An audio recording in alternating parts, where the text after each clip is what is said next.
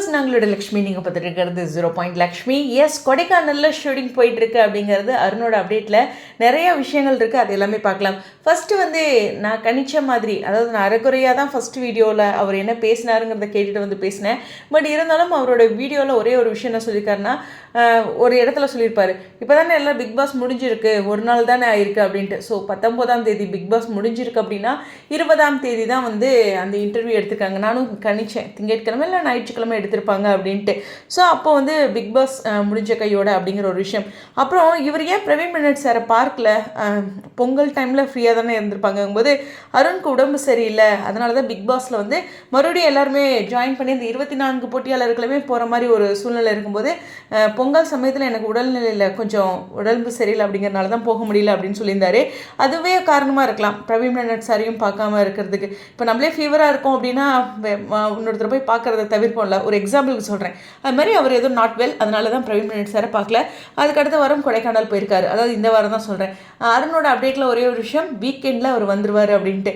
So almost நம்மளும் வியாழக்கிழமை பேசிகிட்டு இருக்கோம். ஸோ இப்போ ஷூட்டிங் போயிட்டுருக்கு அப்படிங்கிறது இந்த அப்டேட் மூலமாக தெரியுது. எனக்குமே 2வது வருஷத்துக்கு ஒரு விஷ் பண்ணும்போது டைரக்டர் சார் வந்து நீங்கள் தான் எனக்கு எனர்ஜி அப்படிங்கிற மாதிரிலாம் சொல்லியிருப்பாரா. நம்ம பைப்பிள்ளைங்க எப்படியோ ஒரு சந்தோஷப்படுத்திக்கிட்டே இருக்காங்க, அவரும் நமக்கு சந்தோஷப்படுத்துவார் அப்படின்னு நினச்சேன். அந்த ஒரு சந்தோஷம்தான். கேட்டிருந்தீங்க, அந்தமான் வந்து 19ஆம் தேதி லக்ஷ்மி பிரியா போயிருந்தாங்க. இந்த மாதிரி வெளிநாட்டு பயணம்லாம் முன்னாடியே கமிட்மெண்ட் கொடுத்துருப்பாங்க. வரேன்னு சொல்லிட்டு அதுக்கான அட்வான்ஸோ அதுக்கான சில விஷயங்கள்லாம் சொல்லியிருப்பாங்க இல்லையா. அதனால் இது டீம் கிட்ட சொல்லியிருப்பாங்க. ஸோ நீங்கள் போயிட்டு நேராக அங்கே கொடைக்கானல் வந்துருங்க அப்படிங்கிற மாதிரி தான் சொல்லியிருப்பாங்க. ஸோ அவங்களுக்காக ஒரு ரஷ் அப் பண்ணி வந்திருப்பாங்க. ஓகேவா. ஸோ லக்ஷ்மி பிரியா இல்லாமல் கொடைக்கானலில் என்ன இருக்குது ட்ராக்கு, அது ஒரு முக்கியமான விஷயம் இல்லையா. ஸோ கண்டிப்பாக நம்ம போன வீடியோவில் சொன்ன ஒரு விஷயந்தான், குமரனோ மற்ற யாரோ கொடைக்கானலில் போய் அவங்களுக்கான ட்ராக்கு இந்த இடத்துல ஏற்படுத்துறதோட விகாக்கான ட்ராக்காக இந்த சர்ப்ரைஸ் கொண்டு வர்றது தான் முக்கியமான விஷயம். மீண்டும் சொல்கிறது என்னென்னா, காவேரியோட ஃபேமிலி டோட்டலாக மறுபடியும் கொடைக்கானல் போகிறதுக்கு சான்சஸ் குறைவு. ஏன்னா இங்கே குமரன் வந்து அந்த போட்டியில் பங்கு பெற்றிருக்காரு, அவர் வெற்றி பெறணும். அதே மாதிரியே அங்கே யமுனா வந்து கலெக்டருக்கு எக்ஸாமுக்கு மூவ் பண்ணிட்டுருக்காங்க, அதுவும் வெற்றி பெறணும் அப்படிங்கிற ஒரு விஷயம் இருக்குது. ஸோ காவேரி வேணால் தனியாக வந்திருக்கிறதுக்கு சான்ஸ் இருக்குது. எப்படியோ ஒருத்தர் கணவன் மனைவிக்குள்ளே பிரச்சனை, அவங்க 2 பேரும் தனியாக சந்திக்கிறாங்கனாவே அந்த பிரச்சனை சால்வ் ஆகிடும். இது உலகத்தில் இருக்க எல்லாத்து வீட்லேயும் இருக்கிற ஒரு விஷயம் இல்லையா.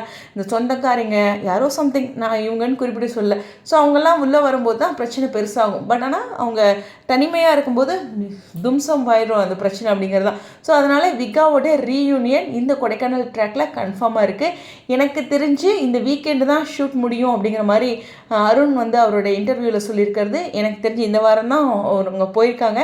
ஸோ இந்த வாரம் இன்னும் முடியல. ஸோ எனக்கு தெரிஞ்சு ஷூட் போயிட்டுருக்கு அப்படிங்கிறது தான் இன்னும் கூடுதலான அப்டேட்டு. அதனால் அவங்க அந்தமான் முடிஞ்ச கையோடு நேராக கொடைக்கானல் போயிருக்காங்க லக்ஷ்மி பிரியா அப்படிங்கிறது ஒரு சின்ன கெஸ். ஓகேவா. அங்கே போய் அங்கே ஸ்டே பண்ணி ஒரு 2-3 நாளில் அப்டேட் கொடுக்கல இல்லையா. அன்றைக்கோட முடிஞ்சிருச்சு இல்லையா. டக்குன்னு வந்துடுவாங்க. அங்கே வெளிநாட்டிலாம் அதிகம் ஸ்டே பண்ண மாட்டாங்க. ஷூட் முடிஞ்சிருச்சுன்னா டக்குன்னு அன்றைக்கி நைட் ஃப்ளைட்லேயே கிளம்பி வந்துடுவாங்க. இது ஒரு புரிதலுக்கு. ஸோ ஒரு சூப்பரான ஹாப்பியான ட்ராக் இருக்குது.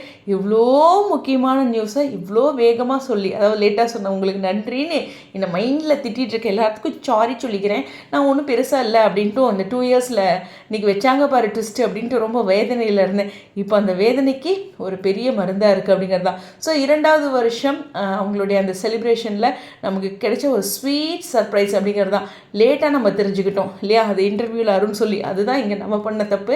எனிவேஸ் ஹாப்பியான விஷயம் தான். ஸோ உங்களுடைய கருத்துக்கள், என்னுடைய கெஸ்ட் தொடர்ந்து ஷூட்டிங் போயிட்டுருக்கு. விகாவோட ரீயூனியன் கன்ஃபார்ம் ஆகிடுச்சு. அடுத்தடுத்து ப்ரெடிக்ஷனில் பார்க்கலாம். பட் இன்னும் கொஞ்சம் காட்சிகளை புரிஞ்சுக்கலாம். உங்களுடைய கருத்துக்கள் ஸ்டேடியம்.